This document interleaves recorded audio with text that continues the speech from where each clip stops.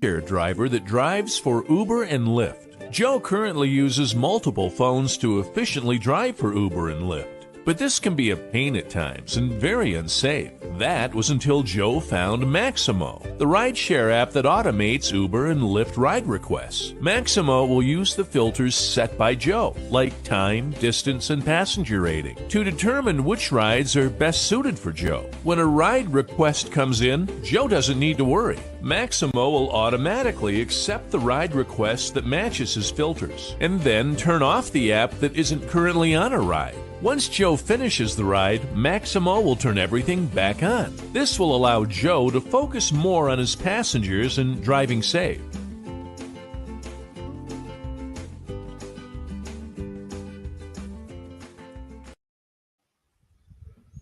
Hey, what's up, everybody?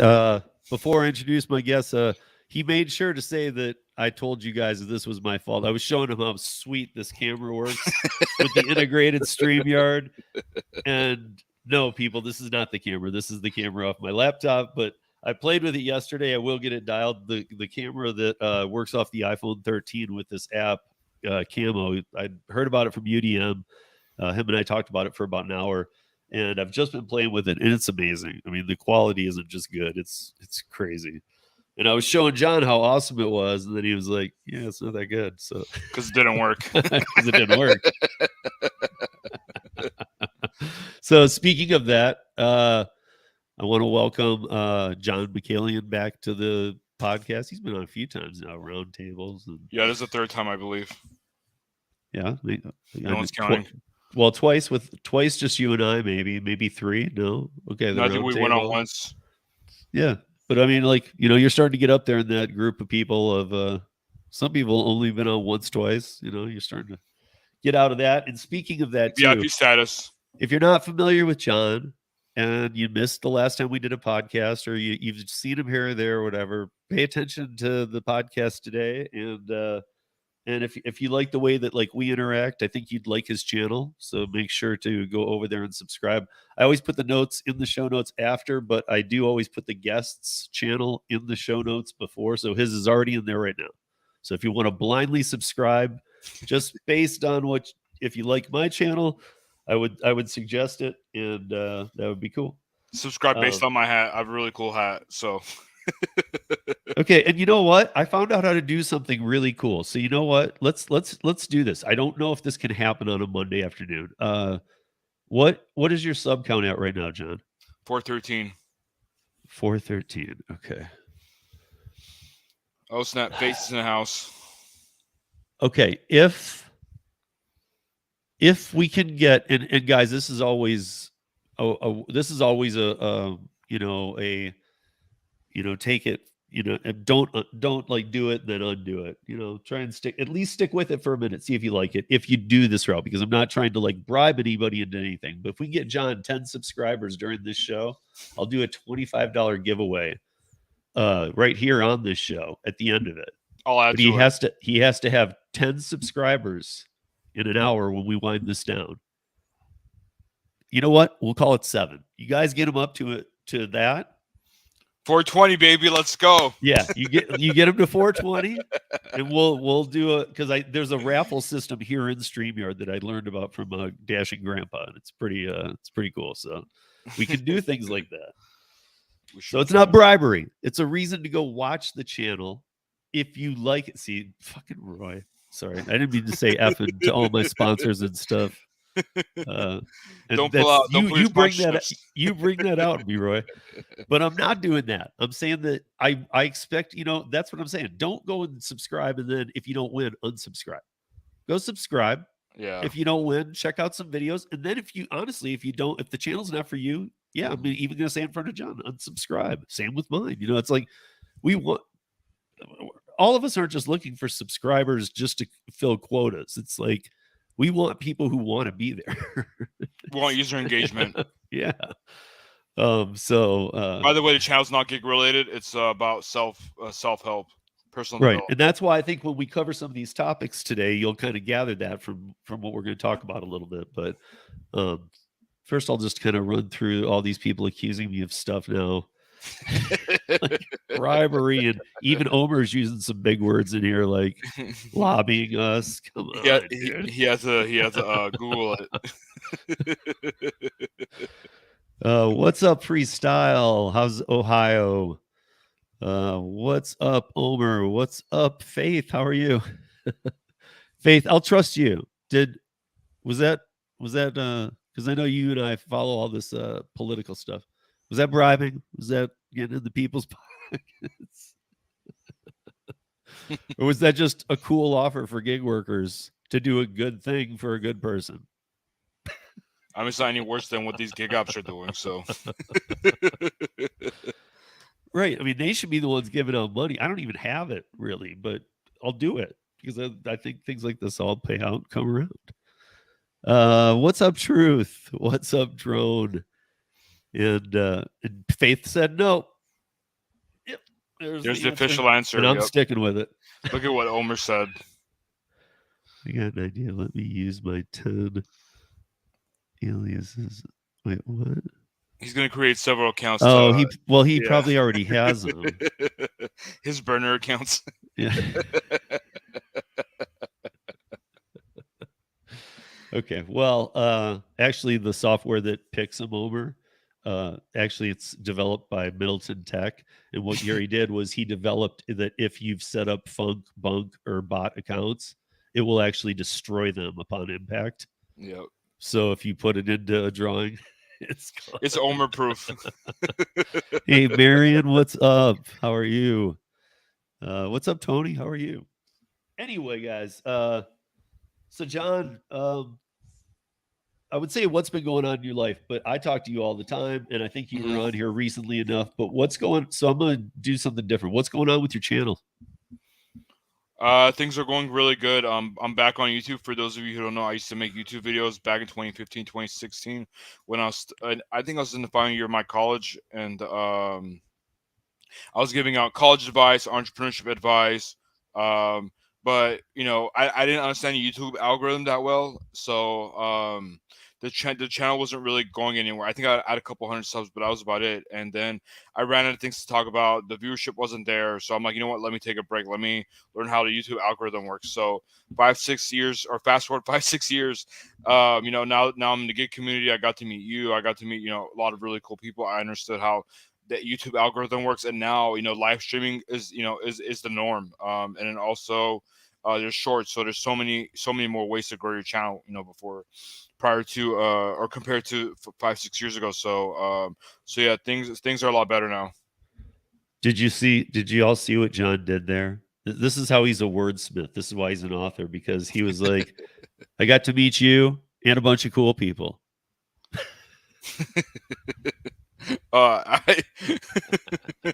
No, I said other cool people too.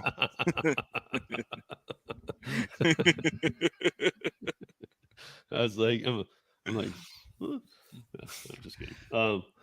But so okay. So the last time John was on, since then it's almost been like a joke, because he even starts it sometimes. By the way, guys, it's not just me at all. But like Prop 22 has become like basically whatever the worst word in your language is, that when you hear it, it makes you cringe. Even if you're fine with all swear words and stuff, if there's just one that, I know one that I won't say on here that usually gets under everybody's skin. But, I will say this, that like Prop 22 has become that word between John and I. It's like, makes me. I mean, it's like offending our mothers, our grandmothers, our. Yeah, it's like, a swear word. What'd you say? Yeah. But we do have to talk about this, you guys. But we don't have to talk about Prop 22. Okay, but we do have to talk about something big that happened, because AB5, Prop 22. Okay, that is what it is, and the rest of the country is using that as the example. Like, and by that, I mean that they're saying like these other states that want to go that direction. Because in a nutshell, I'm just going to do this real quick. Okay. In a nutshell, it's not called AB5, not even in California was it. But AB5 legislation is written into almost every state's constitution if you dig for it. So if you want to pull that out, you already have AB5 type legislation. Prop 22 is what came to counter it specifically for the on-demand app-based gig platforms. So in California, doctors, some others got carve-outs. Most people didn't, and their lives or their careers are ruined. 30, 40, 50-year businesses. But Prop 22 made it so the gig companies could pay 120% of minimum wage, not including tips, all this stuff for active time. And it's not a sustainable model. First of all, these apps can't make money as it is. So sustainability is already a huge issue for them. But it's not a sustainable issue for California, even day by day. Like what they're having to do, and John knows this. I mean, like the people that should have helped the rideshare drivers, it didn't. More helped people that wanted to abuse the delivery side a little more. And again, I'm not saying that in a bad way. If that's what you're doing, these companies have abused us and Roy's in here who would argue that no, they just offer things. But I think they do abuse us mentally a little bit with the trickery and offers and whatnot. So I've learned to just avoid those kind of situations and apps. But if they're making a law and it's there, abuse it, because here's a fact is it's not going to be there forever. It's like creating a model that all the other 49 states can come and visit, look at, walk around the park, say, oh, it does work. Oh, okay. I see. Oh, wait, every gig worker has a smile on their face. They're all making more money. What's going on here? This is great. And I'm not kidding by that. When I say 85% of people work 20 hours or less, that's a fact. Out of the 15% that are full-time, not even 1% of that group qualified to say that they wanted AB5 model. Not 1% of the 15% of all gig work. So 15% of all gig workers work full-time. Not even 1% of that group said they wanted that. So now Seattle's doing the same thing. But here's what they're doing. I think they're trying to save some court time. So instead of making Seattle create their version of an AB5 law, it's like once they see the wheels spinning in government that it's going that way, these companies are going up to places like Seattle now and going, okay, well, here's the Prop 22 model. We'll pay for it. We'll send it through. We'll get it voted on, and then we'll have that in place. So they're actually now paying this. And the same thing just happened in Massachusetts. And this is what I say is very important that we discuss, because this one shouldn't have happened last week. But as much as I hate to say that it's a really strike against independent contractors, this could be something good to see this play out this way a little bit, because AB5 Prop 22 is showing us fake results. Seattle's about to show us fake results. Massachusetts now said basically they know real well that they have the legging to have that AB5 type legislation. So Uber, Lyft, all the same companies were up to $17.5 million that they had put into the state of Massachusetts to begin a Prop 22 type legislation called H1234, which was to combat this and exclude them out. Well, the Attorney General for the state last week declared that it would break the Massachusetts Constitution, won't give a trial on that. So it's basically saying here's where it breaks the Constitution. Now there's constitutional lawyers that can take things like this to court, but they've said here's where it breaks the Constitution, and whatever they did to close the case too, they've said, and we're not going to be talking about that. That was the Supreme Court. And so that I don't really know what happens with the 17.5 million that they've already funded. I would guess it's already just lost in campaign and whatever. But regardless of that amount, because to these companies, that's not a ton. They just so they basically for the last 6 months showed Massachusetts, which I think we all know, I'm not going to get political, is a huge voting state. Might not have the biggest population, but those people up there can vote, man. They go out to vote for everything. Are they primarily a red state or a blue state?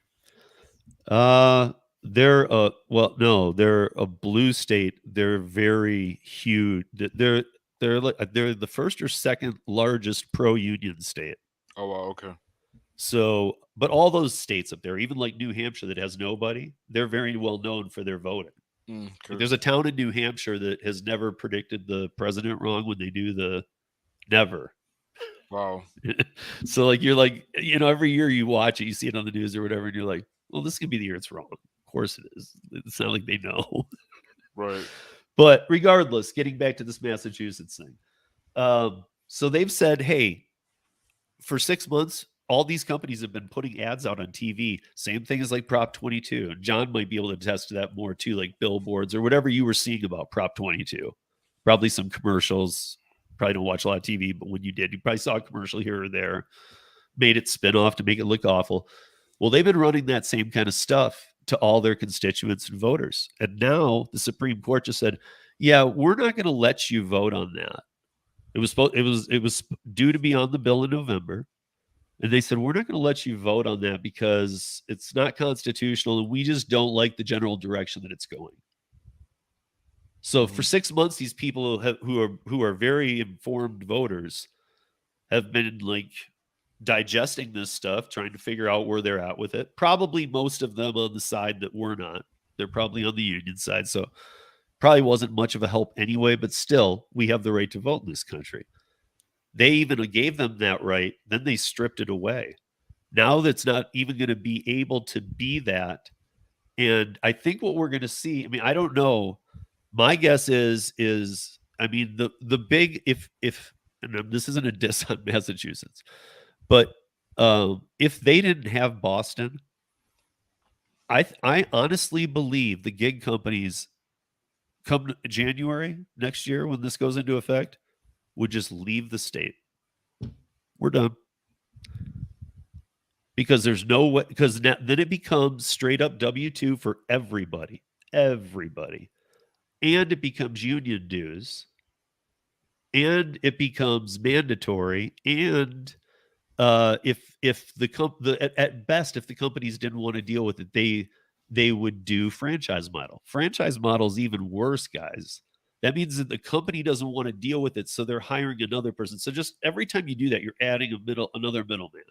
Yeah. So now you've got the app at the top. Now you've got, well, dude, you guys screwed yourself and you have a really stupid law. So here you go.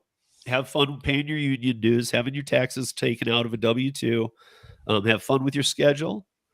And if you have any complaints, direct it to your boss, who would either have to be the company, there would be a point person, or under a franchise model. And John, you and I both know this. It would be there would be no more, not just flex time, but you wouldn't be able to deny any orders. You would reviews. There would be no reviews. Reviews would be like, you go take this there, hurry your ass back here. And that's what it would be. It's called a boss. It's nothing like what we do in the gig economy. So whether you like, I guess my thing is whether you love the gig economy or not,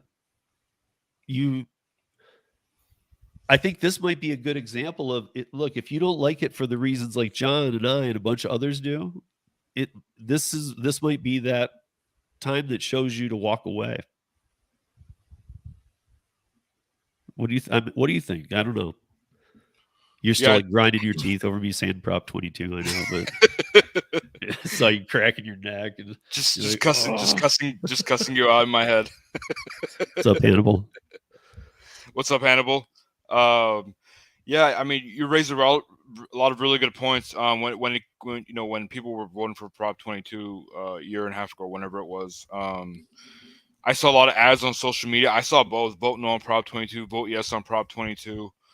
But I think here's where the problem lies. People that are for things like AB5 and I'm not against Prop 22, but also at the same time, I'm not the biggest supporter for it because it's not enough money. It's not doing anything. It's not, the money I get from Prop 22, like it basically covers my gas. Like I'm not rolling in money because of Prop 22. But again, cost of living is so high here compared to other states. But before you even pass that point, I gotta say this, like real quick. I just have to interject that honestly, doesn't it? the fact that these companies can't make money in California, they're 20 times worse off, and they're just going, what do we do? I mean, Instacart actually has put out articles about leaving the state. I mean, what is going on? So Prop 22 not helping people that much, it being a very weird, dumb law where you can overlap your active times and things. It just seems more like a gimmick to get other states to do that kind of thing before they rip the rug out and the dark side reveals itself with the unions walking in. Because honestly, they can't keep this going. They don't want to even do it. And you're saying it doesn't even help much. No, I mean, we get some people who are like, yeah, it's some extra money, but I don't think those people, or most of them, don't really dive into what caused all this, what happened here, and why it is so bad. I just saw Hannibal's comment. Sorry. We're too lazy, man. We're too lazy. Why do we need to provide extra service? Anyway, Hannibal said so. Yeah. No, I know. We're just too lazy. We don't provide. We don't need to provide better service. We don't need to work for extra tips. We don't need to get any tip alerts. Yeah, I don't know. I see California AB5. First thing I always see, and I think you know this, John, are all the people that I had on whose lives it destroyed. That just right there always kills me. Yeah. And I'm not talking about gig economy. I'm not talking about platform workers. I'm like actual small businesses. Yeah, people, nonprofit opera houses, the kind of things that I've talked with a lot of people, and it's wrecked their lives, wrecked their businesses, all kinds of stuff. But I almost feel like, again, like I'm going to use that like zoo example. I feel like it's for other states thinking that they're on the fence to come around and say, like, yeah, that looks good. Well, that looks good from over here. Everybody's happy. Oh, look, they're all making a little more money. Yeah, let's do that in our state. Because in the end, it's not a stupidity question of, really, is this about unions? Because if people don't know that part, then you really have I don't mean to be mean, you have no concept of what's going on here. But it is all about the union. So if the state's pushing for it, it's pushing for it to try and get the union count back up and to try and get them back into some things. So do we want, I mean, I know none of the full-timers want unions. Even the part-timers don't want unions, because with that goes away the flexibility at some point. So all of these nightmares, dude, don't you feel like this is for other states to go, yes, California's working, but really if you look into it, it's not working? Like if you and I were to sit down and explain to somebody, if they were like, yeah, we're looking at that for our state, that looked really good, and you and I had a half hour with them, I feel like we could really shed some light and make them be like, wait, what? The thing is that I don't think, in my personal opinion, they're not trying to help drivers. They're just looking at California like, wow, California's about to make so much more money from taxes, because that's really what it is, right? They don't care about the drivers. They want more tax revenue, because they hate the fact that we can write off, because okay, when I started doing food delivery in 2018, there weren't that many drivers, but after the pandemic, they saw so many people shifting from W-2s to 1099 work, which is what food delivery is and grocery delivery. They're like, hey, if we make these guys employees, then we can collect so much tax revenue from them. They hate the fact that we can have so many write-offs, whether we're writing off our mileage or doing itemized deductions. And a lot of states are seeing that. They're like, hey, look at what California's doing. We can bring in more tax revenue too. So I think this is where this is headed. Okay, but here's my question then. If for the past, and let's even assume that let's skew down the numbers, because this is the high end of what I've seen recently for the gig economy portion. Mm-hmm. Out of the 59 million independent contractors, in which I include gig economy people, okay, mm-hmm. That's 1/3 of the working class in this country. 59 million people own their own businesses, self-employed, independent contractors, and whatever that might be, musician, interpreter, whatever, all of the stuff. 59 million. That's 1/3 of the people choose to be this. And in almost every one of the fields, there are options to be employees. It's not like these are the type of things that have to be IC. They choose this. Now, it's estimated around 16 million gig app employees out of that 59 million. So okay, let's just do the simple math. If we take 16 away from 59, we're left with 43 million, which is still over 25% of the people working in this country. So it's worked for them for 60 years with the Barella test. They pay their taxes. They do in fact, most independent contractors I know are very, especially as they go on in years and acquire more business and stuff, they pay their taxes better than everybody. So why after 60 years in a Barella test did a few apps make the government say, well, we're going to decide if you're going to be independent contractors? And I'm putting the question out as not just the gig apps. I'm putting it out as because eventually the Pro Act's coming. If 5-6 states go with this, Pro Act's going to have a lot more steam behind it than when it's just going like, hey, look at what we did in California. To be honest with you, I'm not sure if that will trigger the Pro Act, because I think the Pro Act will kick in if these states can't come up with a resolution. I think states, if they start enabling policies compared to, or similar to Prop 22, then the federal will be like, well, the states are doing it, so we don't need to do anything at the moment. Okay, but let me put a part B on that then. So these states aren't stupid. I mean, we can joke about a lot of our elected officials. They're not the brightest, like how did this guy get here? I mean, yeah. A lot of money, a lot of times comes behind that, but we can joke all we want. But the states altogether aren't stupid. They sometimes make horrible decisions, but they're not a stupid. I mean, I don't think I'm even going to say this blind comment. I don't even think there's a stupid state out there. And I'm talking about all the people that run all the decisions together. Like, though, you usually have a good mix in there of good people. So how is anybody looking at this and going, well, this just seems like railroading gig workers out of the state? That's all it seems like to me. I think they're kicking out independent contractors in general. I don't know if you've heard about large corporations from California leaving to other states. Like I think Oracle's leaving soon. They're going to Florida or Texas. I know Toyota moved their headquarters from Torrance, which is in LA, to Texas. I think Austin or somewhere around there. A lot of companies are leaving. Nestle left. So it's not just independent contractors that are under threat, but large corporations as well. So the thing is that I think the area where they're dropping the ball is that they're saying, hey, there's so much opportunity for us to collect tax revenue, but they're not realizing that if they keep doing that the businesses are going to leave or they're going to go out of business and there's no tax to be collected. But again, I go back to my point. For 60 years, and even plus, to be honest, but I'm just talking about the Barella test and people who were self-employed under a current model that all the banking recognizes. Most of the issues with audits or people not paying taxes are not done by independent contractors. They are done by corporations. So we want to be a corporation that then also has like little mini unions that you have to pay for. Like John, it was you and I talking the other night. John and I were talking about Ellen's situation. Right, on my channel. And we were on John's channel. It was like, and we both at the same time kind of came to this revelation, like, wait a minute, where was her lawyer and the teacher union and all this? Yeah. The ones that she's even asked her, because exactly, she's, we've said this a bunch of times and everybody seems to agree with us on this, that the teacher union is a needed thing. I mean, like most unions aren't. I'm not a union guy, but that's a needed thing. And because they're mistreated often, that's why. Right.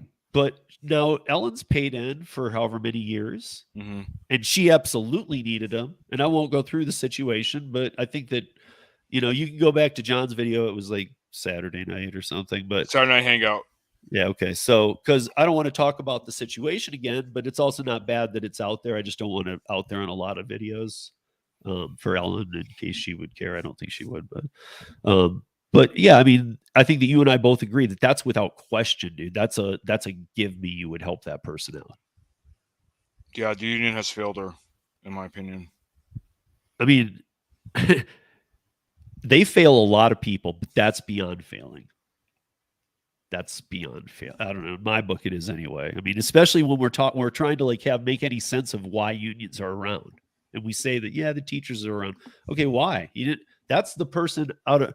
I don't know the other cases going on. I'm sure there's some extreme ones in Nevada. However, in Henderson, Nevada, I would at least bet that she's in like what any common person would refer to as one of the worst 5 teacher firings that happened. If you were to give them just a little brief. I don't know. That's how I see it. But so I guess when I was saying I'm happy, I'm not happy, but I'm almost I'm almost it's like that. I'm going to use the analogy, even though I don't always do it, because it really upsets me when people stop to look at a train wreck or a car wreck. Oh my God. But you know what I mean? Like, it's like how that saying about like how you can't stop and not watch it. That's how I'm feeling about Massachusetts. I'm feeling like, well, California failed huge across the board with this whole thing. Seattle just took on a stupid law. And then at the last minute included delivery drivers, which they had modified it enough. It wasn't so stupid. Now it's back to completely stupid again. And now Massachusetts is even saying, we're going to do that, but we're not even going to let you vote on any part of it or have any say about what we're doing here. They're giving California some ideas. Well, I just see it as it's going to be when it happens in January. First of all, it's the same as California. There's going to be a lot of true independent contractors waking up to, what do you mean I can't do business with people out of state? What do you mean I can only hire a writer 10 times a year? What do you mean I can only, they're going to be going crazy with that law. But I think that, with with the gig economy, it's like, you're not even going to, I don't know. It just seems like railroaded out of town. Because that without the fight, without them allowing the fight, it's going to be like the day it passes, the unions are going to be there like the next hour. It's not going to be like the fight is going on. Because even in California, it's still going on. They're still fighting over if it's a constitutional challenge there that you already all voted on. And by 3 million votes passed. But now it's in Massachusetts, it's going to be that. And it's going to be like, oh, you didn't even give us the chance to vote. So it becomes a very weird place of Massachusetts is basically saying they're going to even dictate the terms. Yeah, it's ridiculous. This is, again, I don't want to get political, guys, but this is not even entry level. This is mid-grade socialism. This is kind of a big deal. And it's scary. I don't know. I got most scared by this story when I found out after all this, they just said, you guys don't need to vote on it. We're going to just take care of you guys. That's definitely the worst part of it. That's some scary words in this country. I wanted to touch on your point earlier about, drivers or most drivers not wanting anything like Prop 22 or AB 5. I think a lot of the drivers who do want or they do kind of have the W-2 mindset where like, hey, we need benefits and, we need health insurance or 401k and all that stuff. They're not realizing that, or they're not thinking about what they would have to do in order to get those things, right? So like, there's a lot of areas in LA that I won't go to. I don't deliver to. If I was a W-2 employee, then I would have to. I'm not gonna risk my safety over that. Also, I wouldn't be able to work whenever I want, which is huge, right? For me, it's not that big of a deal because I'm a single dude. I have no kids. I'm not married. But for people with families, that's the reason why they do food delivery and all this stuff to begin with. They need the flexibility. So, like you said, people who want to become employees is in the minority, but the ones that do don't think about all the stuff that they would have to do in order to pay that bill essentially.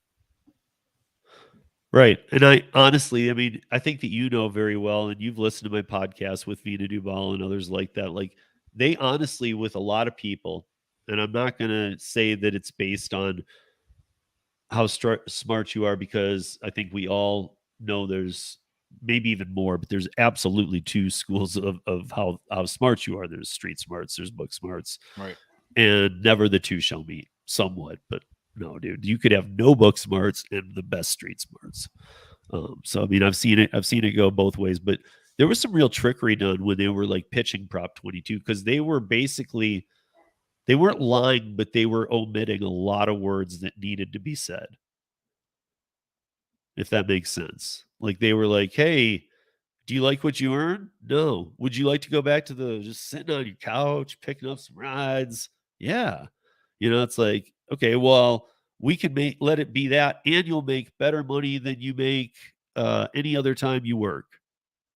I'll make the best money just sitting on the couch. They actually had a bunch of people like that who were like, yeah, I'll vote for that. Oh, are you talking about universal basic that income? worries me, dude. Are you talking about UBI, universal basic income? Well, no, I'm talking about how they were going to like airport parking lots and talking to the drivers and stuff, and almost like flyering them, like as in like all the pro points without the 5,000 negatives. Like, by the way, in 2 years, your life will be wrecked. Your daughter will be dancing on a pole.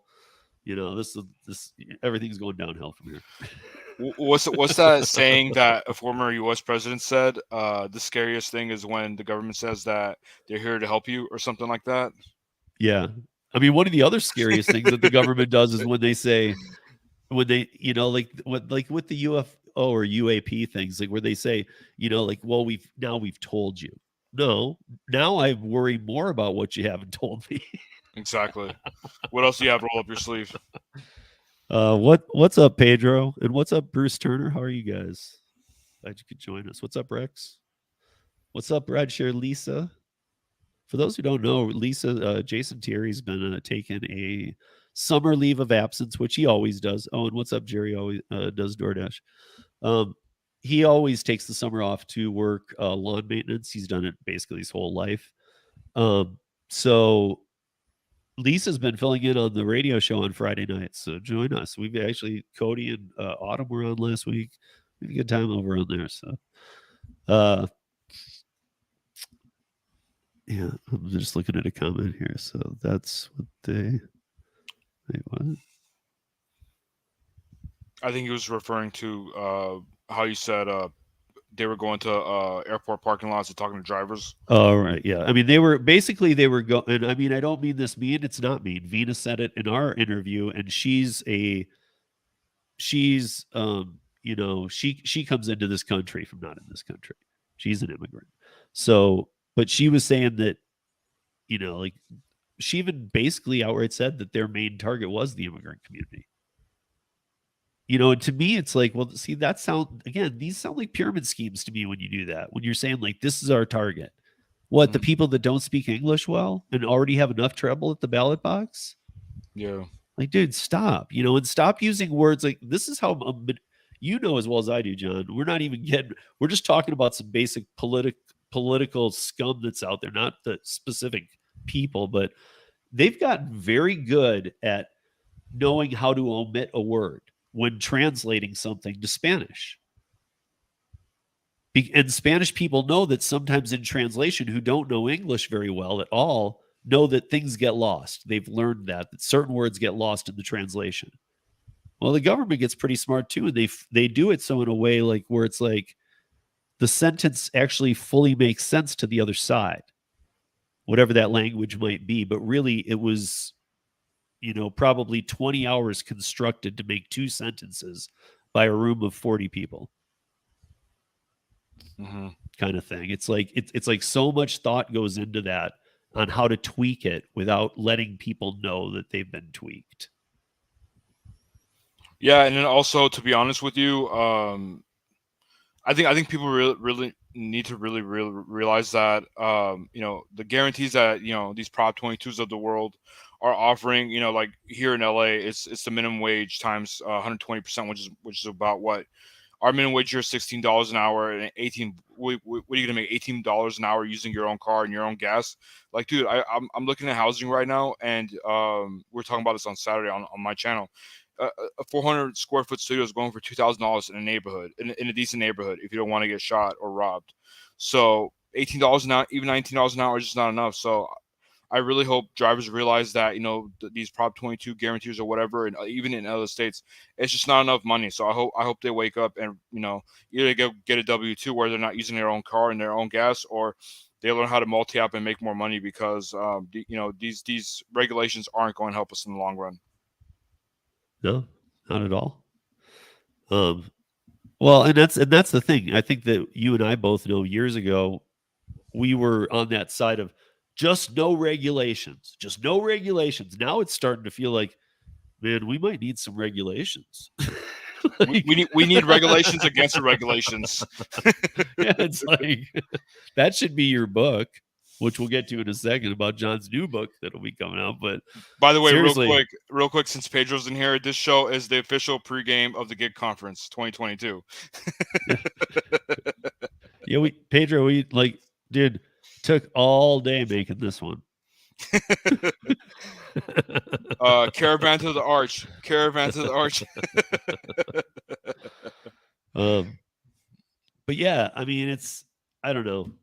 I think the concept of, first of all, I think, I've got a lot of California friends. I mean, even like you, John, like we've become good friends. So like, I've got a lot of California friends where this isn't an offense to them, but dude, I don't think California is a good market model to study for anything. I really don't. And I'm not being mean about California in that comment at all. I'm just saying, I don't think doing something in California going, okay, let's do that around the country. I don't think that's a good. California is very different. A lot of states are very different from each other, but very different. They're different because they also have the largest economy in the U.S. So I guess Right. I'm not siding with them. I'm just saying, I guess, that's what you do when you have such a high GDP compared to the other state. You just don't give a crap, Yeah, exactly. I mean, like the GDP of California is the size of some countries. Yeah. I mean, so yes, it is. Is it important? Yeah, it's extremely important to this country. Yep. But you wouldn't go. What I'm saying is, you wouldn't go model, because the state is also very different. Mm-hmm. You can go from the bluest of blue to the leftist of left, and then be in Trump country, aka Orange County. You know what I mean? It's not for the state for everybody to go, oh, California's a blue state. Yeah, it is, but parts of it is. Yeah, but like, it might not be if all the people there knew how to vote.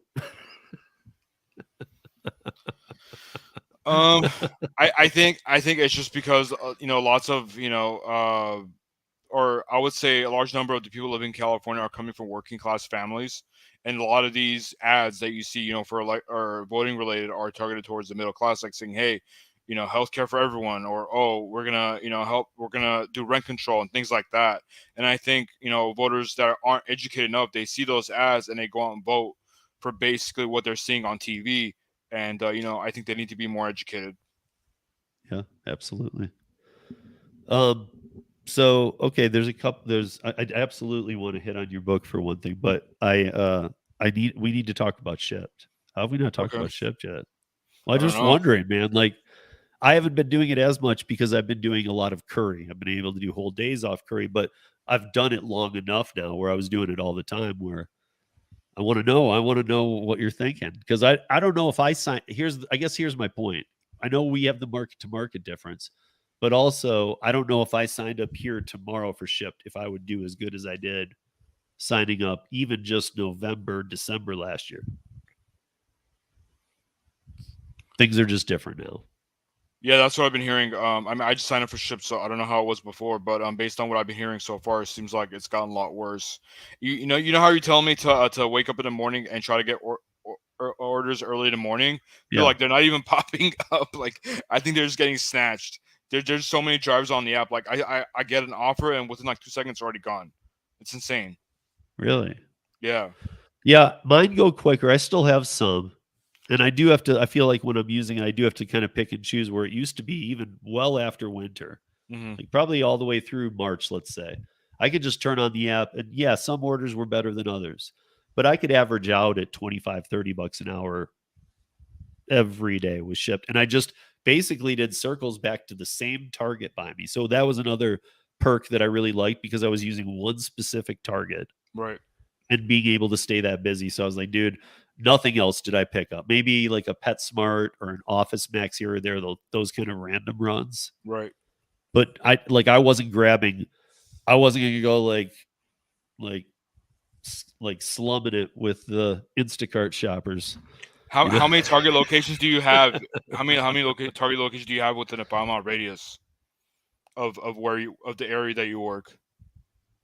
So if I'm at the one by me, yep. See, that's probably one thing is not a lot. So I know there's because you start by me, you start getting out by the airport a little more. So Yeah. things start becoming a little more spread. Mhm. Whereas downtown, you'd probably run into a bunch or towards the mountains. But I don't know. I would 5 miles, Yeah. maybe All right, not that many, right? maybe one. I got 4. Yeah. Now, if I went downtown, I'd have Yeah. like 11, and downtown is like 6 miles from me. Oh, they have a lot of city targets. Well, no, but when you're right downtown, within 5 miles, there would Oh, be. gotcha. Yeah. Okay. Yeah, for me, Um, I'm in the suburbs, and yeah, I would say within a 5 mile radius, there's about 4 or 5. It's insane. So I get to pick and choose whatever I want. But like, I see a lot of really bad orders, $6, $7 orders for like 25, 30 items or even 50 items. But people still take them because of Prop 22. They're like, you know what? It's $6 order, but I know I'm going to get something on the back end. And if I get a tip, great. If not, then oh well. So I think that's why a lot of these bad orders are getting snatched up. sorry, I just saw this. I'm slumming on. I don't even know how these. I've Because he turned heard on me Instacart. saying I'm not going to go slum it with the Instacarts. Yeah, he's I was poking just fun at you. kidding. Yeah, Instacart. I turn Pedro, it on by and the just way, turn it you're off.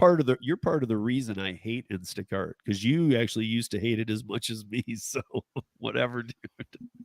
I know it's going better for you. For me, it doesn't ever go better. Instacart is just trash. I think he still hates it, but he's just making it work because the food delivery apps have been slow.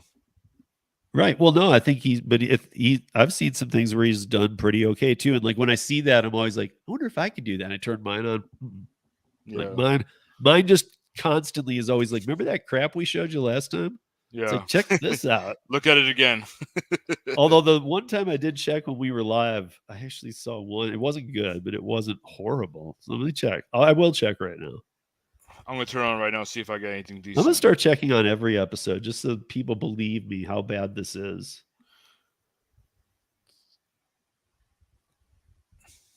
I'm gonna turn mine on too. I saw an order last week. I had to drive 20 miles to the market, and then 20 miles back to the customer. So it's like a 40, 45 mile round trip, and I was only paying $20. See, like- okay. Actually, here's a good one because I'm working curry mostly. I'm working other things. But to maybe some people, this isn't the worst. To me, this is complete crap, and it's my only offer right now. I would never take that. Would other people take this? Is there a tip on it? I don't see one. Well, it's 1068 and it's not stacked, so there's probably Does a that say tip, or else 3 it's running late. It's 3.2 miles, 19 Right. items, 23 units. Yeah, it's just a waste of time. Might as well just do DoorDash delivery. Okay, or- so that's the only one that they can throw up to me when I just turned on. And I'm looking at it. I didn't want to be mean, but as soon as I looked at it, I'm like, no way. I wouldn't touch that. Like that wasn't even a thought in my head. I was like instantly like, nope. And okay, here's a new one. See, somebody took that crap order and turned it into like triple crap. Look at this. triple batch. Look at this. Oh wow, through triple batch. Yeah, 2283. Yeah. Three shop and delivers, 6.5 miles, 38 or 46 units, $22. That's 2 hours of my time at least. Yeah. I mean, you could probably, if it's all at one store, you might be able to knock it out in an hour, and then or an hour and a half. I can go panhandle that in 20 minutes. Would you do that though? Maybe if they keep this up, I'll just be like, I used to be a gig worker, but no, I'll just take your change. What's the difference?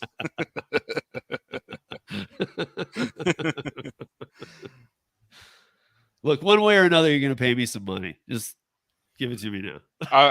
I've yet to get an Instacart offer, by the way. It's still looking for batches. Yeah, mine does too. And then it's like, oh, throw in that one. I'm always like, are you guys trying to like entice me or piss me off? I can't ever tell because I'm like, I wouldn't take anything you sent, nothing. And usually, like even now, like those aren't good, but they get worse, dude. And the miles get big, and the pay gets little. Yeah. And then you have the whole shop and deliver. I don't know. again, I do know people who make money on Instacart. I know that it happens. I want to meet one. I want to meet one. I mean, I should just go stand outside the door and be like, "You work for Instacart? You ever made any money?"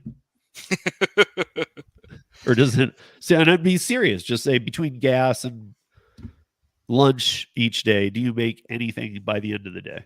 I guarantee that most people won't know because they don't crunch the numbers. They just take whatever they see on the screen. That's why I'm just saying gas. Whatever you had to spend on gas and your lunch today, did you make more than that? No. Probably should stop working that app. Just saying. But the flexibility, I'm my own boss. I'm one of those independent things. Yeah. I know you are. And I'm trying stupid. to help you guys, but anyway, John. So John has, by the way, guys, I've said this before, John's an author. He always tells us to bring his books. He probably doesn't even have his right now. I bet he doesn't. So I'm gonna be John for the rest of the episode. I do actually. My copy's worn out, so your copy looks nicer. Yeah. But he's wrote other books too. Like he sent my son one on before going to college. He's just in time. And I know that you're working on the new book. Mm-hmm. Can we where actually, now that I know you know what this process is, how long it approximately takes, that it could vary, obviously. Like, do you have the concept? Do you have I won't ask you for it, but do you have a title? Do you have something that puts you in a place where when you write a book, you kind of know a timeline? Like, okay, now that I have these pieces, it's going to take me about. Or did I not word that correctly? No, you did. I was thinking about a timeline. The thing is that things were going really good in the beginning when the ideas were flowing, but then when I started putting things together, it didn't come out the way I wanted to.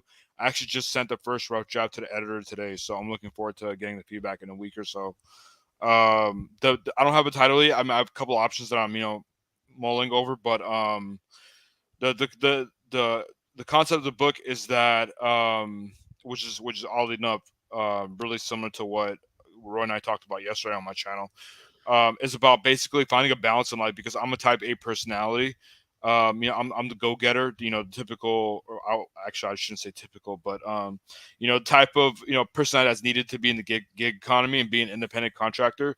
So in my 20s, I basically worked my ass off. I ran my dad's business when I was 18, right after high school, and then I went to college, and then I wrote a couple books and blah blah blah. Basically, I'm a very goal-oriented person, but then as I got into my 30s, I'm 33 now. Especially during the pandemic, I found out that I was actually taking my health for granted. So basically, it's just me in the book. The first chapter is about how I grew up as an overweight kid, to kind of give some context to the story. And then the second chapter is about some of the impact or some of the effects that growing up as an overweight kid has had into my adulthood.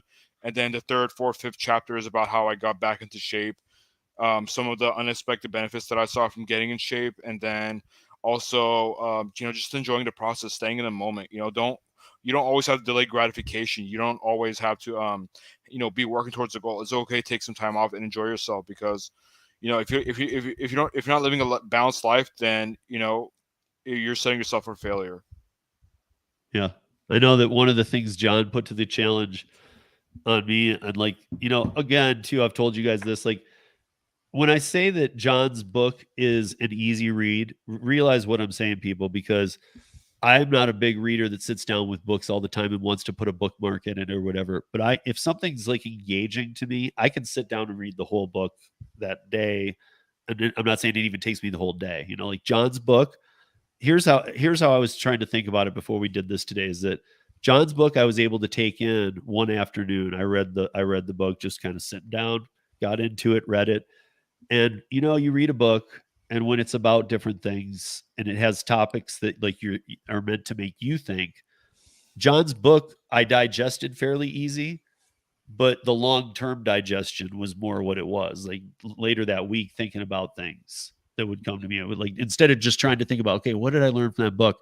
It was more like when I stepped away from it, I would see, like, here's a perfect example. I would see like my garage, which gives me a panic attack every time I see it. Shit up to the ceiling, and it's just, and you're like minimalize, you're like, you gotta get rid of stuff. And I know this, and even I think the last time I had you on, I was even like, even when I watched it, I was like, wow, I'm using excuses here, because I was like, I'll wait for Max to get out of high school. Like, I'm Yeah, I just remember like, that. I'm like, that's a really high pile of junk, dude. I don't want to do that right now. With minimalism, the thing is that you're not getting rid of stuff just for the sake of getting rid of stuff. It's more about spending your time and attention and your focus on things that bring value. So if it's not bringing you value, then it's taking away your time and your energy. So that's where minimalism has really come. And also, it's not just about possessions. About your people in your life. Are they energy vampires? Are they sucking the life out of you, or are they helping you and bringing value to you? Or is your job, is it in this case, the gig economy, are you working 7 days a week like Bud Soda and just trying to make a little bit of a living? Or is it helping you put money aside? Is it helping you get out of debt? Is it helping you invest and improve your financial situation? So that's what minimalism is. Yeah. So, like, I mean, I guess, like, I at least want to chime in one thing there, that to the people listening who caught like, well, I'm doing gig work full time and I'm liking the pay, but I don't have a goal in mind yet. That's okay. Mm-hmm. Or at least I want to, my opinion is that's okay. But, like, if you do have a goal in mind, great. Maybe you don't have any kind of realistic plotted line to it, but just having that goal and doing the gig work is still the one of the best things you can do, because you're earning money. You're at least doing something, and that eventually will kick you in the butt to get you to do whatever you are trying to do. But to those I talk to a lot who are like, yeah, I can tell that they just, again, omitting, that's probably what this episode will be called, but omitting out, like, that like some kind of term for younger people where they'd say to me like, I know that I will want to do something else, but right now I just don't care very much, and I'm just going to do gig work. And again, that's just my words of summarizing a bunch of people that I've talked to who never used any of those words. In fact, they try and be like, no, I like the gig. But I'm just reading into this and saying there's a lot of people out there who are doing it because they can make some good money on their schedule. And they really just are, maybe they're in the party stage of their life. Maybe they went through a divorce and they're going to, just kind of try and change everything in their life for 5 years, including their job and where they live. And who knows what the reason, but a lot of people are in the gig economy without the focus. I know Pedro, for one, always is talking about, have a focus, have a way out, have other things. I'm all about that too. But I also I hear the people who don't have the focus yet. And I don't think that's a bad thing. You can't, because you can't make the focus come. You can't. Yeah. You know what I mean? If you just really just, you've been around, you're doing everything, and just nothing's grabbing your attention is anything, my advice would be gig economy is great. I'm not going to tell you to do it, but it's great because it sounds to me like eventually, the way I think anyway, you are going to fall in love with something. I don't know. It could be when you're older. Who knows when it's going to be, but you're going to be like, damn, I really want to do that. And it's better that you not go through a bunch of, in my opinion anyway, if you're a type like me, that you not go through, if you can earn too, as long as that all can happen, that you go through a period of just, it's better to have a job like this where you're not upsetting anybody if you're quitting all the time or whatever. And a person who's looking for a path in life, I can tell you as a bar owner for many years, I watched many of them come and go. Some of them all too quick, almost to the point where it was just the training, 2 shifts, and a quit. It's like, dude, what the? Did they have bartending experience, or were they new to bartending? I never hired in a bartender that didn't have at least. We even had to know you. One of the bartenders had to know you from another bar. We only had 6 bartenders. That's strange that they quit. Well, it's just people don't like to work. or especially be told when to work. That's one thing with the bar industry. Like, you could break somebody by giving them a clopen, and like a double the day before. Like during baseball season, man, like, or football season. Even we had the Michigan State Alumni Club. Those games start early when you're out here, bro. Like, so I'd had to be in the bar at 7 a.m. I might, if I was doing the close too, I might be there from 7 a.m. to 4 a.m. That's a long day, man. Yeah. You know, I mean, yeah, you can bounce out here and there and go check the other bars and just kind of take a walk a little bit, but you got to be in the vicinity. But, you know, I mean, like Clopens could always break people because I could always, when somebody was new, if What's a Clopen? Where you close and then the next morning you have to open. Oh, gotcha. Okay. But I would do it at baseball season too. Like if the Cubs were in town, streets Okay. are partying, okay, and it's a day game on a Thursday, let's say. I'd make you close on Wednesday night, get out of there at 3, get home about 3:30, and you have to be back there at 7 a.m. to open. You know, that's if you're pissing me off, dude. If you were pissing me off, that's what I would do. Yeah, we had that problem with retail sales too. You know, otherwise I tried to not get you those, but whatever. Roy's always talking trash in the chat as always. I do want a boss, but yet the app is your boss. App ain't my boss, dude. In fact, Roy, I'm actually a perfect example of that because I have no problem going, F you, and shutting it down. Exactly. And even for the whole day, I see something bad on one of the ones I do use. I have no problem these days going, nope. And I don't just mean this order. Like it's just closing it for the day and teaching them a lesson because I got other apps to go to and I got other work to do. And even my laser work, you know, that's some stuff I do here from home. So I mean, like, I do like to earn more. So I would like to be able to take more, but I'm also one of the people who's in a position to be able to go, I ain't taking that. And I'm not going to feel bad about it. Exactly. I'm going to turn the app off to even show you. I'm not going to sit around and wait to see what other crap you should send me. If I can tell if it's a crappy day on the apps I work, I can tell. And I just call it a day on those and move on to the others. Well, like let's say if you're having an 8-hour day and like you're 4 hours in, you've only made like $30 and you're trying to make $200, you're like, yeah, I'm not gonna hit $200. You just call it a day. Yeah, that one. I mean, at 3 hours, if the first 3 hours I'm not performing at $30 plus an hour. So I mean, like with very few exceptions of like calling it that. Mm-hmm. So basically $100, let's say.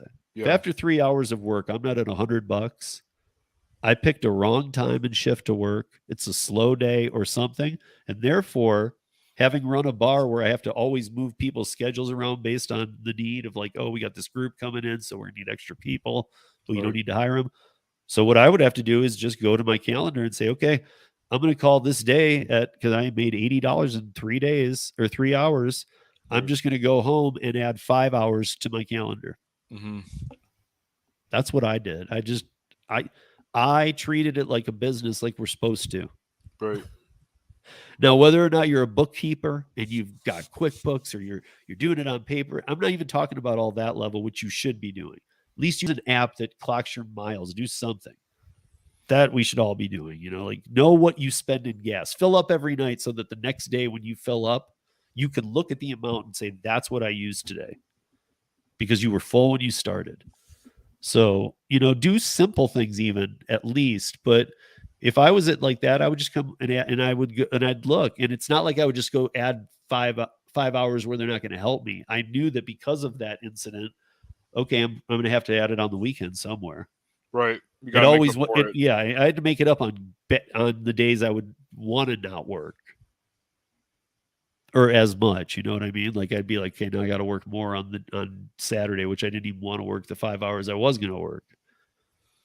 So if you're not, again, if you're not willing to be able to do that, and you don't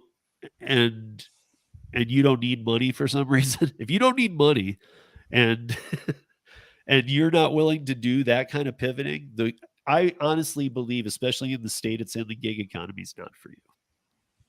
Yeah. Yeah, that's the thing. I was going to say with these, you know, since we're talking about regulations, I think this is why people want regulations, because they're not for people like us. They're for people who don't want to. They want to take, you know, the critical thinking out of it. They don't want to have to worry about like, oh, I didn't make enough money today, so I have to work on the weekends. They want to drive for a couple hours, make the money they need to, and go home. They don't want to deal with all the, you know, is today a slow day, or is it, you know, a good day, or oh, this restaurant's taking too long, so I need to unassign. They don't want to deal with the strategic stuff. They just want to drive and get paid an hourly rate. And I mean, I don't know about other states, but in California, again, minimum wage is just not. It's not enough to pay your bills. And Adventures with Broke Mom. She lives in Arizona on Pager's live stream last night. She lives in Lake Havasu, which is a very expensive city. It's on the border of California, Arizona. She was saying the same thing. Even with minimum wage, it's like you can't pay rent or you can't pay all of your bills. So I don't know. I see this. I got to address this. So I see this from Roy, and I know he knows that I do other work too. Yeah, he says, yeah, but there is a small percentage that have the luxury you have, Steve. 90% of gig workers don't have that luxury. Okay, well, here's what I have to say to that. I am 50 years old, and I earned any damn luxury I have by busting my ass harder than I see anybody work. And I hate to say it that way, guys, but like when I was coming up and working in production, people threw tools at me if I was slow. I mean, yeah, they still would, dude. Absolutely. Okay. Yeah, we don't. There's no room to screw around in production at all. You gotta be on it all the time. But honestly, my point is that like, yeah, I have the laser gig because I moved to Miami and took a salary job in a place I didn't want to live to learn this technology and to be able to do this for 2 to 3 years. Then I was able to move somewhere. I mean, I've given up a ton. I have my son, so this whatever the luxury is, in a luxury yet, because everything I have goes to just him and I living. Believe it or not, guys. I mean, like, I have a 850 square foot house on the outskirts of downtown Denver, a very small backyard, and are we running out of money every day? No, but we are definitely not. I'm going to be honest here. We're not just kind of strapped either. We're really strapped down right now. And I mean that in terms of like, I'm not saying like a ton of stuff I could cash in, like, stocks aren't worth anything either. But even if I that kind of stuff, I'm just saying I am living in very tight times like the rest of you. And it's not because I live in a mansion and have 50 assistants and maids and different cars and all this. You don't? No, dude. It's like I am a single dad.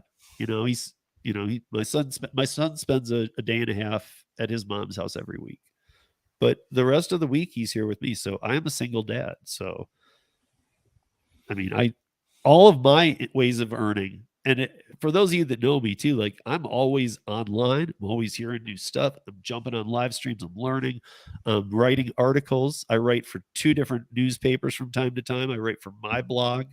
I do sponsorship where companies I believe in and stuff. Yeah, that's all a lot of work, you guys. You wouldn't believe the hours I put in. It's very time consuming for sure.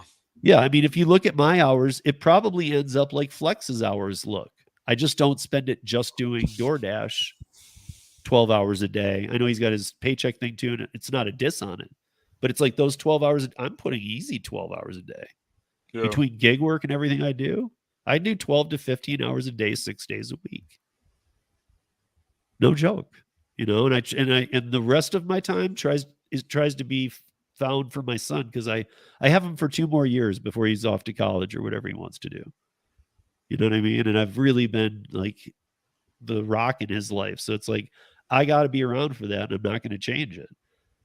So I just know things are going to be like this. And it's not like this is bad, but now with the way of everything's costing 1,000% more and all these crazy things that are going on. Yeah, it's even making it harder, but my son and I are going to get through. And then once we do, hopefully things are better. I do believe that after some stuff shakes out, I do believe that we will bounce back better than we've seen in 5-10 years. But yeah, I do believe there's some big problems still coming. I even, guess I'll just put it out there today. I even believe there's another housing issue coming, a big one. I do too. And because people bought houses they couldn't afford. Yeah. And I mean, and now it's a problem. I know a lot of corporations bought some too, like especially here in Colorado, like all the dispensary companies bought houses with sight unseen just to have them for their employees. Well, now they're not hiring those traveling employees. Yeah. So now they got these houses just sitting empty, and they're like, "What do we do with it?" Well, hopefully they So- sell it before the market goes down. I mean, it's already starting to go down a little bit because interest rates went up. Yeah. But you know, at the same time, man, I don't want it to like wreck anybody that is out there owning their home. But I gotta say, guys, this was needed. I mean, it's gotten to the point where nobody has a chance to buy a house anymore. Yeah, I definitely don't. Yeah, I mean, like every person in this country should have a right to buy a townhome or an apartment or a house. Like you should have a path to that, and it shouldn't look like 40 years to be able to do it. Yeah. If If you're lucky. yeah, I mean, like you can go back as far as you want, and you know what I mean, like in time, and like most people would even coming out of the depression and stuff and the roaring 20, like even all the way back then, yeah, money was different, but people were able to get established and on their feet within a certain amount of years. Right. That's gone, dude. That's gone if you're single, even. You know, forget being married with 2 kids. That's gone if you're single. So I mean, it just depends on how you manage your finances. If you're out there spending frivolously, yeah. But you know, if you're living a frugal lifestyle, then I think you have a pretty decent chance. yeah. But that's kind of what that's to my point of on Ray's. I went way overboard, but in a nice way, so that I pointed it out right, because he's saying, but yeah, most people don't have that luxury right here, right? Well, I don't think of it that way. I think that 90% of people aren't doing what they need to do. I agree. I don't think it's that they don't have my luxury. I think that, and if they see it that way, they have no clue what hard work is because they don't know what got me here. But I see it more like 90% of the people just are like, what do you mean I'm only going to make this? I quit. Like they just, I don't know. People don't treat jobs like they did. And I hate sounding old. I hate making things sound like the olden days. You sound like a But- boomer right now, Steve. But, you know, I mean, even like, I don't even have to go that far back. Even 10 years ago, dude, people treated jobs like they mattered. Well, it's also the fact that employers treated employees a little bit better now. It's just like, Yeah. the career paths aren't there, so I think people are also reacting accordingly. Yeah. Yeah. I think both parties are at fault. You know, Gary Middleton's son. He was just telling me about him going to welding school, and they were talking about the expense of it, and it's like when he graduates, he has 2 weeks before they start your student loan paybacks. That's insane, Dude. What? It should be. I'm sorry, but you wrote a book on this, John, on this same type of stuff. I'm Yep. sorry. It should be 6 months, 2 years kind of thing before you have to pay back a dime. Because you got to get on your feet. You got to get an apartment, a job, a vehicle. Well, with federally insured, it sounds like what the loan he's getting is a private loan for federally insured loans, like I had. Like in a typical college, like in your case, it would probably be like University of Colorado, or in my case, like a Cal State, whatever. Those don't start until 6 months after graduation. So with welding school, I don't know, it might be a little bit different. It might be just private loans. So yeah, but I agree, it's wrong. 2 weeks is like, dude, like I'm just getting out, getting some fresh air. Yeah. See, this is sadly what I think. Not sadly that I agree with Pedro. I'm saying sadly this is how I feel too. And I think that what's a little understated here is that many of these people are seriously just that lazy people. And you know what? Right now, it's whose fault is it too? Like again, not to get political, but pandemic started, everybody's scared out of their minds, and then the government starts throwing everybody tons of money. And showed them that their money, like, we'll pay you twice as much as you ever made. Well, then why would I go back to work, stupid? Even like common sense 101 people were going, well, wait a minute. Paying me to sit at home. Right. I'm not that kind of person, but like if that's what you are, I mean, now you're going like, well, dude, wait a minute. What happened to all that money I was getting to do that other work where it's called just sit on my butt all day? Well, the thing is that it was only for 4 months. If it was longer, then yeah, I think it would have been a problem. But they're also probably worried about the economy tanking. They know that people were getting laid off and everywhere was closed. So I understand, but the pandemic unemployment assistance went on in all states for 18 months. Oh wow, okay, that's insane. Yeah. That's the one And for 1099 people, right? The PUA. yeah, Okay. yeah, and the way that they figured it out, how much you'd get, it just you were being paid too much. And yes, before you were being paid too little, but it made it look so dynamic that you were like, dude, I'm never doing that again. And it's like, what, working? That's what Yeah. working pays. Right now, you're not working because we're in a big situation. It's, yeah. But yeah, I guess. Oh, so before we leave today, hey, if anybody, John, did you get up to, you guys, if John gets up to 420 subs by the time we end this, which is pretty damn close, you guys. That's right, people. Let's hit 420. We're still at 413. You guys, if 7 of you aren't subscribed to John, go do it. I'm going to do a $25 giveaway on here because there's a way to do it with StreamYard. I'll put the link in the chat. Because we're here for about another 5 minutes. You would literally all need to go do it. Or there's 18 of you. 7 of you would need to go do it right now. I'm actually doing a live stream at 2 p.m., so that's another good reason to go onto my channel and subscribe. There you go. See? Live streaming right after you this won't show. be notified if you're not subscribed. Exactly. I hope that link works. Yep, it works. Okay, cool. So I just put my link in the chat if you guys want to subscribe. I'm live streaming at 2 p.m., so that'll be a good reason to subscribe. A great number of my birthday. Nice. April 20. Those of us who lived through the 70s and 80s. Steve, Yeah, you're subscribe. 10 years in front of me, Truth. So when you say the 70s, that's how I view the 80s because I was born in 72. You were born 10 years before me. So you see the 70s. I wish I would have been around the 70s since I'm already that old. Brian and Steven just subscribed. Thank you, guys. We're at 415 now. All right. Dude, we need 5 more. And I will, and it's like this thing you do in StreamYard. And I just, anybody, I put in I make a hashtag and you guys all put in that hashtag. And it'll pull from the people that enter that hashtag in the chat.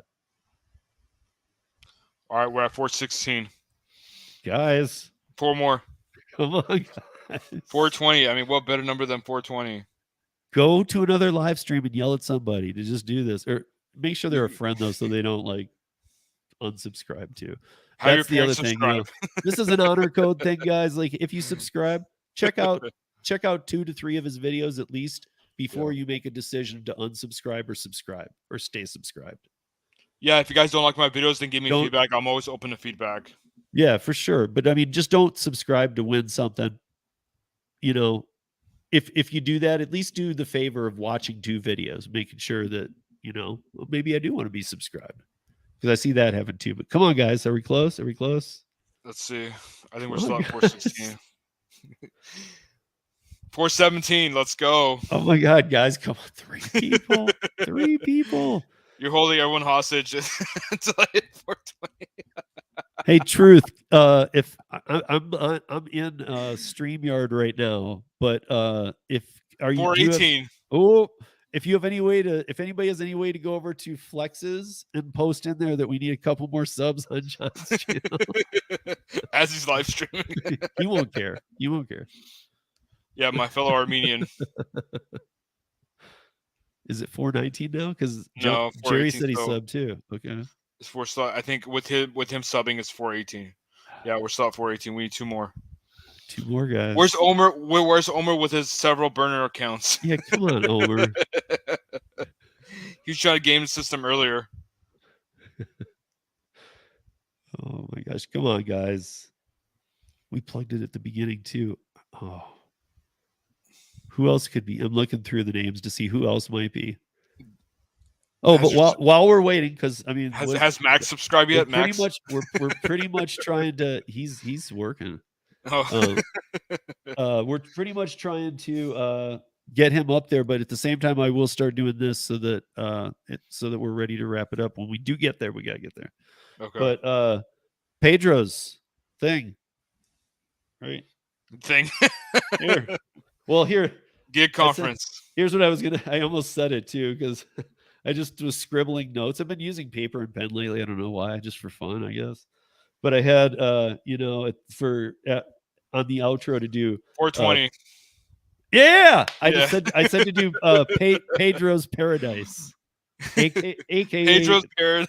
aka Gig Worker Conference. That's hilarious. But I was just reading it, going, I think I'm at Gig Worker Conference, aka Pedro's Paradise. So we've got 420. Yeah, we did. Okay. So okay. By the way, guys, Steve is challenging me to hit 500 subscribers by the Gig Conference. I think we could do it in a month. Oh yeah, come on. That's plenty of time. All right, so let me see if the page comes up first. Yep. Okay, so yep. I think Pedro is also going to have my YouTube channel on the homepage too in a bit or soon. Okay, so what do we want to make the so I have to make a hashtag right now. And then everybody Pedro's Paradise. Pedro's Paradise. Wait, does everybody know how to spell paradise? Yes, I do. No, I mean all these Oh. because if you don't spell it right, you won't be in. Yeah, I'm gonna put it in there right now. I'll spell it for you guys. Right. Everybody doesn't need to say, yeah, I know how to spell it. Just put it in there. Just copy paste. No room for error. Yeah, put it with a hashtag that way. I did. Pedro's. Yeah, then I'll use the same link with the same in case you did uppercase too. Or should we do it in Spanish? Paradiso de Pedro. Okay, hold on. So let me get this ready. Wow, 422. You guys are awesome. Thank you so much. Okay, so you guys are the best. 422. We actually smashed 420. You guys are absolutely amazing. Thank you. So if any users whose comment includes this text will be entered. So I'm trying to get to 500, and we're trying to get you to 1,000 before the Gig Conference. All right. So are you all? None of you have done it. Do what? We got you up there. Oh, there's one. You all have to do what Brian just did. You all have to put hashtag Pedro's Paradise. Yeah, just copy paste. Otherwise, there's gonna be one person in this, or John's in it now. Me and Brian are in it, but you can't win. Oh, that's right. We're doing the giveaway. Yeah. You just completely slipped my mind for a second. Yeah. So yeah, and I mean, so the ways that we can do it too are two ways. I can do Venmo, or I can. So don't ask about the other ones. I don't play around with those, like Cash App and stuff. But I can do Venmo, or I can do Amazon card. So either way you guys would want it. All I need, I guess, is just your email, probably. Amazon will probably be easier. Yeah, but if somebody really needed some cash, I don't mind doing a Venmo. That's true, yeah. I mean, I give out my email. My email is steve@ridesharerodeo.com. So that's whoever wins will do that. Let's get a couple more in here. Come on, guys. Just make sure you don't do a super chat. Just make sure you don't do a super chat because they won't get the money until 60 days.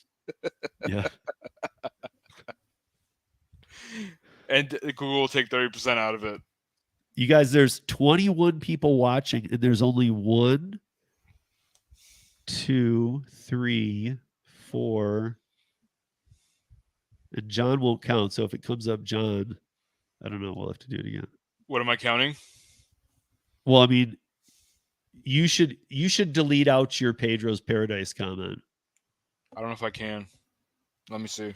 You can probably through YouTube, but yeah. Let me see. I'm on the chat right now. Or worst case scenario, if I get picked, then you could just give it to someone else. Yeah, but what do you mean? Like, okay, I picked. It's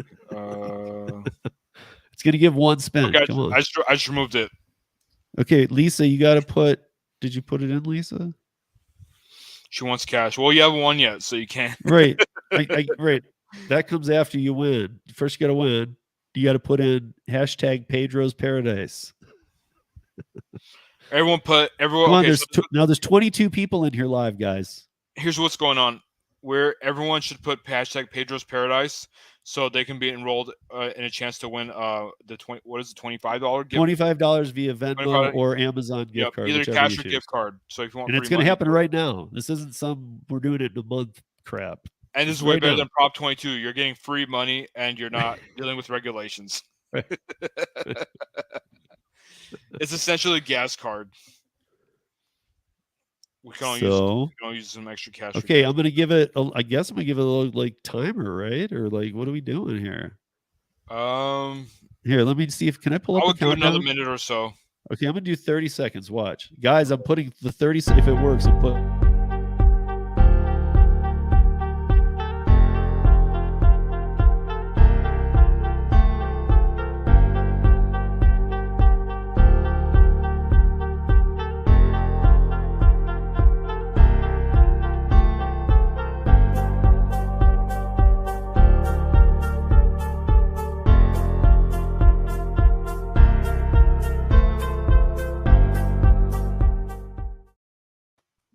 All right, guys. You got literally probably just seconds. Just seconds. I'm going to count down from 5. And I don't remember exactly how this works, if it takes a second or what it does, but I think you guys see it. Otherwise, maybe I can share the screen. Let me see what I can do. So, okay. So we have 8 entries. I'm going to share the screen. It says we have 8 entries. So you guys can still enter. See, we need to share that tab. And then we need to put Who's the winner? Okay, so I'm going to take this conference thing down for a minute. Take this down. So when I hit that draw button, right now there's 9 entries. It's going to spin the names. You're going to see them all. And it's going to stop on one. I have nothing to do with it. It's done by StreamYard.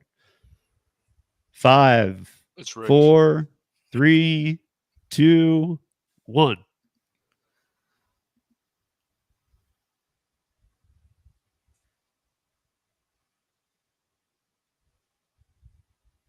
Wow, Steven Downs. There you go.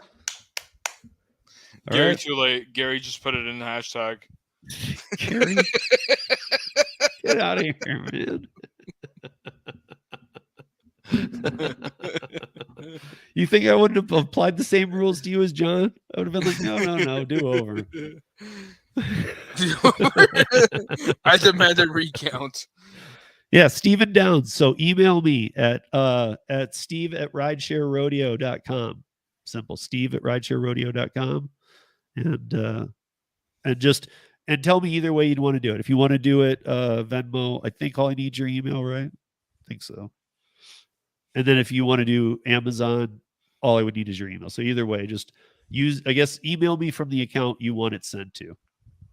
For Venmo, I think they need their username, their Venmo username. Okay, so for Venmo, I might need your username. So if you don't have Venmo, it's just a default Amazon, so it doesn't matter. Yeah, because I don't play with the others. So Target. But dude, congratulations, Steven Downs. Nice job sticking it out. See, had you not entered your name, man, it wouldn't have worked. Exactly, dude. $25 is good money right now, especially with these gas prices. He's just gonna email you. Is it possible to give charity? Like, I'll just run charities like this. I'll give away some money, man. Like, woo!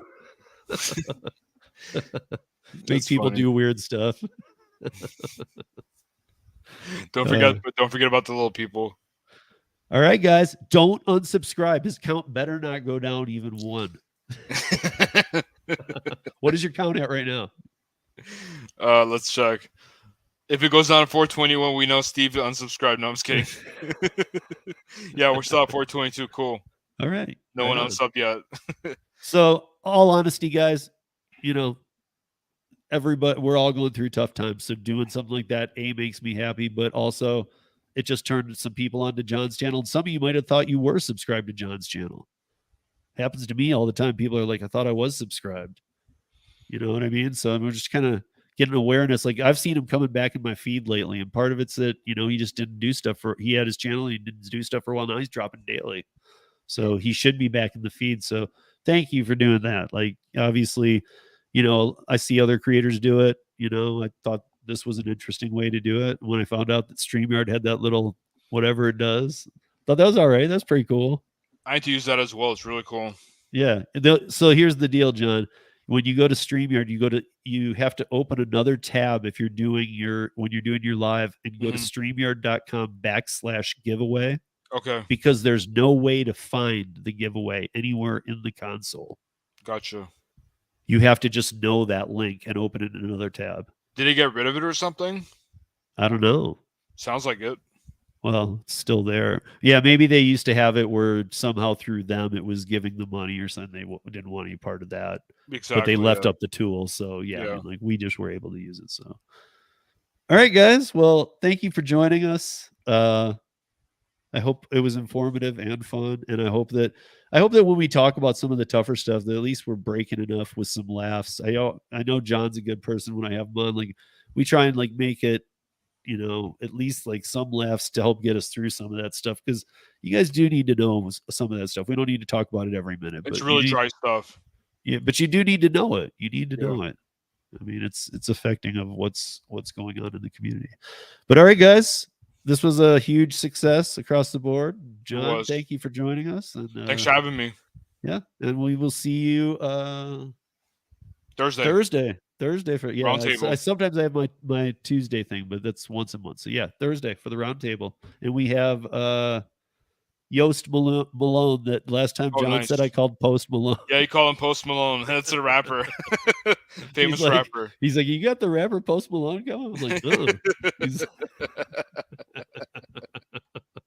I'm like, crap! I only got 5 days to somehow hire him. By the way, guys, live stream on my channel 20 minutes. Just come hang out. There you go. So top of the hour live stream. Yeah, Nova Dasher is going to be on there soon too, and we got some others coming up too. Ash from Canada. We got Zach Drives Fast. All right, you guys, I got to go edit this audio podcast together, since for those of you who don't or do know, audio sounds 10 times better than the YouTube versions. Oh yeah. So if you ever are in the mood to like listen to one of these podcasts, it'll blow you away how much better it sounds. Mhm. Just saying. Anyway, with that, have a great day, and guys. and I will be. I'll go look right now, Stephen Downs, for your email, or just in a few minutes. So give me about 5-10 minutes, and I'll reply, and then just send me a reply back so I know I got it, and then I'll send it. And other than that, we will see you guys all soon. See you on John's channel in a few minutes. Peace. Peace.